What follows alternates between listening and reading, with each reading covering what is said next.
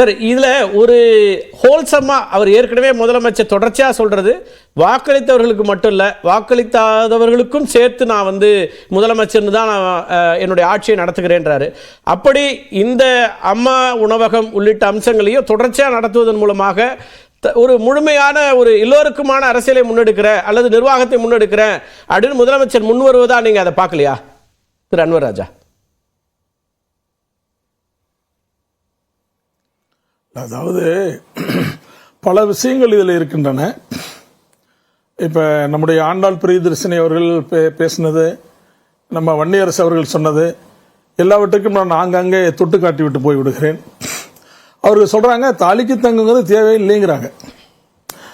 தாலிக்கு தங்கங்கிறது எவ்வளவு பெரிய திட்டம்ங்கிறது அவங்க முதல்ல புரியல, என்ன அவங்களுக்கு புரிய மாட்டேங்குது.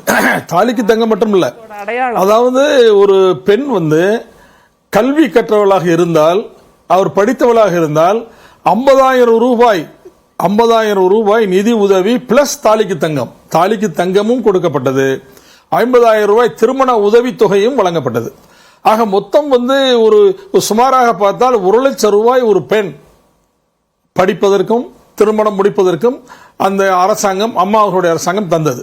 நீங்கள் ஏன் அதை நிறுத்தினீங்கிறத எங்க கேள்வி. நீங்க சொல்றீங்க கல்வி கற்கணும் 1000 ரூபாய் கொடுக்கணும் சொல்றீங்க. 1000 ரூபாய் கொடுங்க, தாலிக்கு தங்கம் கொடுங்க, அது 50,000 ரூபாய் கொடுங்க, எல்லாமே கொடுங்க. ஏன் அதை நிறுத்துறீங்கன்னு கேட்கிறோம். இல்ல அது எப்ப அதை நிறுத்த வேண்டும்?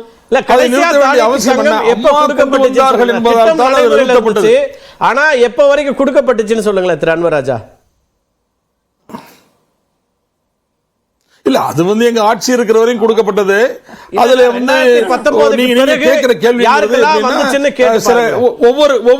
ஒவ்வொரு நிதியாண்டிலும் ஒவ்வொரு நிதியாண்டிலும் நிதி ஒதுக்கப்பட்டு கொஞ்சம் கொஞ்சமாக கொடுத்து வரப்பட்டது. இதுதானே தவிர நீங்க கேட்கிற மாதிரி எதுவரை கொடுக்கப்பட்டது,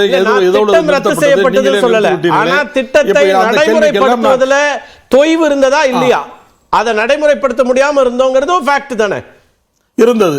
ஆமா, அதை தாண்டி ஆண்டாள் பிரியதர்ஷினி என்ன சொல்றாங்க, நடைமுறைப்படுத்த முடியாமல் இல்லை, நடைமுறைப்படுத்த முடியாமல் எல்லாம் இல்லை. கார்த்திகேயன் ஒண்ணு நான் சொல்லிடுறேன். கார்த்திகேயன் நீங்க ஒண்ணு புரிஞ்சுங்க, நீங்க அதை ரெக்கார்ட் பண்ணிடாதீங்க. நடைமுறைப்படுத்த முடியாமல் இல்லை. கொரோனா காலங்களில் ஏற்பட்ட சுணக்கத்தின் காரணமாக, கொரோனா காலங்களில் ஏற்பட்ட நிதி பற்றாக்குறையின் காரணமாக, அது நிதி சுமையின் காரணமாக அது சில காலம் நடைமுறைப்படுத்தப்படாமல் இருந்தது என்பது உண்மைதான். ஆனால் அதை நாங்கள் விட்டுவிடவில்லை, தொடர்ந்து நடைமுறைப்படுத்திக் கொண்டே இருந்தோம். நீங்க அதை கிராஸ் பண்ணிட்டீங்க, அதை ஒண்ணும் இல்லாம நீங்க என்ன சொல்றீங்கன்னா ரொம்ப பெருமையா சொல்றீங்க. நாங்க இல்ல அவங்க இன்னொரு ஆர்குமெண்ட் வைக்கிறாங்க, பெண்களுக்கு தாலி, அந்த கல்வி முக்கியம்னா அந்த கல்வி கொடுக்கிறதுக்கு அந்த கல்விக்கு பணம் வேணும்ல, அந்த கல்வி கற்றவங்களுக்கு 50,000 நாங்க கொடுக்கிறோம்ல, அந்த கல்வி கற்று அதற்கு பிறகு திருமணம் செய்து கொள்வதற்கு 50,000 ரூபாய் நாங்க கொடுக்கிறோமா இல்லையா? இப்ப கூட நம்முடைய நான் என்ன சொல்றேன்னா, நீங்க கொடுக்கிறதை வேண்டாம் என்று சொல்லவில்லை, நான் மறுக்கவில்லை. நீங்கள் ஏன் ஏற்கனவே கொடுத்து வந்ததை நிறுத்தி, அம்மா தாலிக்கு தங்கம் என்பது புரட்சி தலைவி அம்மா அவர்களால் கொண்டு வரப்பட்டது. இது ஏன் நீங்க நிறுத்துறீங்க சொல்லுங்க பார்க்கலாம். என்ன காரணம்னா, அந்த தாலிக்கு தங்கம் வாங்கி திருமணம் செய்து கொண்ட பெண்கள் தங்களுக்கு பெண் குழந்தை பிறந்தால் ஜெயலலிதா என்று பெயர் வைக்கிறார்கள். இந்த பெயர் எல்லா இடங்களிலும் வைக்கப்படுகின்றன. எனவே இந்த திட்டத்தை எப்படியாவது முடக்கிவிட வேண்டும் என்பதுதான் நோக்கமே தவிர வேற எந்த நோக்கமும் இல்லை. ஒன்று. இரண்டாவது, கார்த்திகேயன் நான் சொல்லி இன்னொரு விஷயத்தை சொல்லிடுறேன். இரண்டாவது, நீங்க இந்த 69% பத்தி பல நேரங்கள்ல பல பேரும் பேசியிருக்கிறாங்க. வன்னியரசு இப்ப பேசினாரு, நம்முடைய ஆண்டாள் பிரியதர்ஷினி மேடம் அவங்களும் இப்ப பேசினாங்க. இதுல எப்படின்னா, நான் சொத்து சேர்த்து வைக்கிறேன், நான் சேர்த்து வச்ச சொத்தை என்னுடைய பேரன் பிரிச்சு கொடுக்கிறான், அவ்வளவுதான். இந்த சொத்து 69% என்கின்ற இந்த மிகப்பெரிய ப்ராப்பர்ட்டி, இந்த சொத்து என்பது யாரால் உருவாக்கப்பட்டது? புரட்சி தலைவர் எம்ஜிஆர் அவர்களால் உருவாக்கப்பட்டது. கலைஞர் இருக்கிற போது 48% தான்.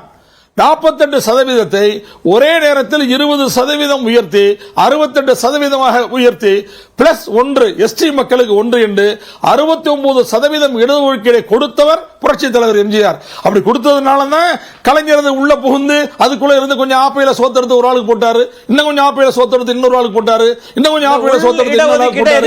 எம்ஜிஆர் என்ற பாட்டனார் சேர்த்து வைத்த சொத்தை கலைஞர் என்ற பேரன் பிரித்து கொடுத்தார், அவ்வளவுதான். இல்ல உள்ளிட ஒதுக்கீடு சரியா தவறா? 69% உள்ளிட ஒதுக்கீடு விமர்சிக்கிறீங்களா? உங்க பார்வையாளர் தரப்பட்ட 69% இடஒதுக்கீட்டுக்கு ஆதரிக்கிறீங்களா எதிர்க்கிறீங்களா? புரட்சி தலைவி அம்மா அவர்கள் உள்ளிட ஒதுக்கீடு சரிங்கிறீங்களா தப்புங்கிறீங்களா? 9வது அட்டவணையில் சேர்த்து அதற்கு ஒரு மிகப்பெரிய பாதுகாப்பை வழங்கியவர் புரட்சி தலைவி அம்மா அவர்கள் தான். ஆக 69% இடஒதுக்கீட்டுக்கும் திமுகவுக்கு எந்த சம்பந்தமும் இல்லை. அதை பிரித்து கொடுத்த இந்த ஆர்குமெண்ட் முழுமையா சரியா இருக்கா அப்படிங்கறத நீங்க உங்க பார்வைக்கு விடுறேன் நானு. சார், 69% இடஒதுக்கீடு என்பதை 2 திராவிட கட்சிகளும் இங்கே நிலைநிறுத்தியிருக்கின்றன. நீங்க அதுல எங்களோட கிளைம் அதிகம் என்ன வேணா சொல்லலாம், அந்த ஆர்குமெண்ட் அவங்க ஒரு மறுப்பு சொல்லலாம். ஆனா உள்ளிட ஒதுக்கீட்டை விமர்சிக்கிற மாதிரி உங்க கருத்து இருந்துச்சு. நீங்க அதை ஏற்கிறீங்களா எதிர்க்கிறீங்களா? உள்ளிட ஒதுக்கீடு கொடுத்தார் கலைஞர் அப்படிங்கறத நீங்க ஏற்கிறீங்களா எதிர்க்கிறீங்களா? உள்ளிட ஒதுக்கீட்டை நான் எதிர்க்கவில்லை. புரிஞ்சுக்கங்க, உள்ளிட ஒதுக்கீட்டை நான் எதிர்க்கவில்லை, உள்ளிட ஒதுக்கீட்டை நான் ஆதரிக்கிறேன். அந்த உள்ளிட ஒதுக்கீட்டை நீங்கள் கொடுப்பதற்கு ஆதார சுருதியாக விளங்கியது யார்? அதான் உங்களுக்கு உதாரணமா சொன்னேன்.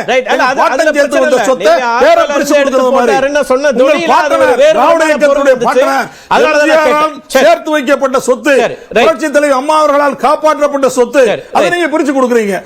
7.5 பிரிச்சு கொடுக்குறீங்களா இல்லையா? 7.5 யாரால வந்தது? எடப்பாடி அண்ணன் அவர்களால் வந்தது. இந்த 7.5 இப்ப நீங்க என்ன செய்றீங்க? அவர் எடப்பாடி அண்ணன் வந்து மெடிக்கல் காலேஜுக்கு மட்டும் கொடுத்தாரு, நீங்க என்ன பண்ணீங்க? இன்ஜினியரிங் காலேஜ் அங்கங்க எல்லாத்துக்கும் பிரிச்சு கொடுத்தீங்க, டெவலப் பண்ணீங்க, அவ்வளவுதான். ஆனா பேஸ் எங்க இருந்து வந்தது? 7.5% என்ற திட்டம் எங்க இருந்து வந்தது? எடப்பாடி அவர்களுடைய அவர் எக்ஸ்க்ளூசிவா அவர்தான், அவர்தான் கொண்டு வந்தார். ஒரு இன்னொரு முயற்சி நீங்க எடுத்ததே உங்களுக்கு நினைவூட்டுறேன். சிறப்பும் அவருக்கு தான். மாற்று கருத்து இல்ல, 7.5 அவருக்கு தான் சேரணும், நான் மாற்று கருத்து இல்ல. நீங்க வந்து இந்த அகப்பையில எடுத்து கொடுத்தார் கலைஞர்னு சொன்னதுனால இன்னொரு நிகழ்வையும் உங்களுக்கு நினைவூட்டிடுறேன். 1 இயர் இடஒதுக்கீடுன்னு 10.5% கொடுத்ததையும் அதே விதமா தான் பார்க்கணுமா அப்படிங்கறது உங்க கவனத்துக்கு நான் வச்சிருந்தேன். ஆண்டாள் பிரதேசனி குறுக்கிட விரும்புறாங்க, அவங்க கருத்தை கேட்டு வர உங்கள்கிட்ட. இல்ல 7.5 மருத்துவ கல்லூரியில கொடுத்தாருன்னு சொல்றாரு. இல்ல வன்னியர்களுக்கு நாங்கள் கொடுத்தது நாங்க தானே கொடுத்தோம், அது நீதிமன்றத்தில் இருக்கு. இன்னைக்கு இருக்கிற அரசு 3 வருஷமா என்ன பண்றீங்க நீங்க? நீதிமன்றத்தை போராடி வாங்கி கொடுங்க, நாங்க சொல்றோம். இல்ல அது என்னமா பார்க்கணும்? மனநிறைவோடு தான் கொடுத்தோம். வன்னியரசு இங்க இருக்கிற அதுக்காக நான் சொன்னது அது. நான் வர பேசுறேன். ஆண்டாள் பிரதேஷ், அந்த 7.5க்கு மூலமாக இருக்கக்கூடிய அந்த நீட் தேர்வு, அதுக்கு கையெழுத்து போட்டதே எடப்பாடி தானே. அது கையெழுத்து போட்டு தமிழ்நாட்டுக்குள்ள கொண்டு வந்தது அவர் தானே. அது அந்த பாவத்துக்கு மாற்றாக பிராயச்சித்தமாக இதை கொடுத்தாருன்னு வேணா நீங்க சொல்லுங்க.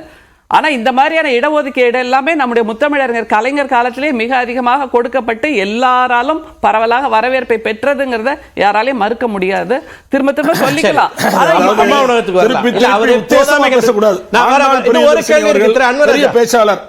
ஆண்டாள் பிரியதர்ஷினி அவர்கள் பெரிய பேச்சாளர், நீங்கள் உத்தேசமாக பேசக்கூடாது, திருப்பி உத்தேசமாக பேசக்கூடாது, சரியா பேசுங்க. 48% இடஒதுக்கீடு வரை கொண்டு வந்தவர் கலைஞர்.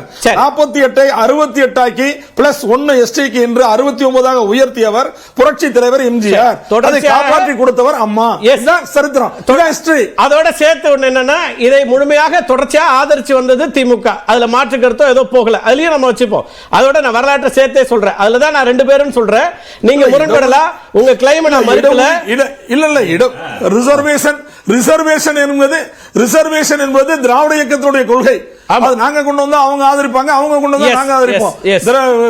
இடஒதுக்கீடு, மொழி கொள்கை, மாநில உரிமைகள், இதெல்லாம் எல்லாத்துக்கும் பொதுவானது, திராவிட இயக்கத்தினுடைய கொள்கைகள். சரி, ஆனா திராவிட இயக்கத்தின் கொள்கைகள் சொல்லிட்டு எதுக்கு போய் சரணடைஞ்சாங்க? சரணடைஞ்சிட்டு இப்ப நாங்களும் அதுக்கு காப்பாளர், நாங்க யார்ட்டையும் சரணடையல. நீங்க வேணா ஆண்டாள் பிரியதர்ஷினி அவர்கிட்ட கேட்டுக்கிறேன், நீங்க நேரடியாக நம்மளோட வாதத்துக்கு தயார். யார் சரணடைஞ்சது, எப்போது சரணடைந்தார்கள், என்னென்ன பலாபலன்கள் இந்த சரணடைந்ததால் அவர்களுக்கு கிடைத்தது அப்படிங்கிற தனி வாதம் வச்சுக்கிறோம். தமிழக மக்கள்கிட்ட நாங்க மனம் திருந்திய மைந்தனா வந்து நிக்கிறோம், ப்ராடிகல்ஸ் எல்லாம் வந்து நிக்கிறோம், எங்களை ஏத்துக்குவாங்கன்னு சொல்றாரா? அப்படி ஏத்துக்கோங்கன்னு சொல்றதுன்னா இப்ப ஏன் விக்கிரவாண்டியில இருந்து ஓடி போனாங்க? விக்கிரவாண்டியில ஏன் நிக்கல? ஏன் தேர்தலில் போட்டியிடல? ஏன்னா அந்த அச்சம் இருக்கிறது. தமிழக மக்கள் முற்றிலுமாக அதிமுகவை புறந்தள்ளி இருக்கிறார்கள் என்கிற அச்சம் அவர்களுக்கு. சாத்தாங்குளத்திலேயே கலைஞர் தலைவரை தலைமை தாங்கி இருக்கும் போது திமுக போட்டியிடல. சாத்தாங்குளம் ஏன் திமுக போட்டியிடல? பல இடங்கள்ல திமுக ஏன் போட்டியிடல? நீங்க ஏன் போட்டியிடல? வர திரு வன்னியரசு கருத்தை கேட்டு வர சார். அதுக்கெல்லாம் ஒரு காரணங்கள், தனித்தனி காரணங்கள் இருக்கின்றன. சரி, ரைட். அந்த நேரத்தில் அரசியல் தலைவர்கள் எடுக்கின்ற முடிவுகள், ரைட், அரசியல் முடிவு அதே இருக்கட்டும்.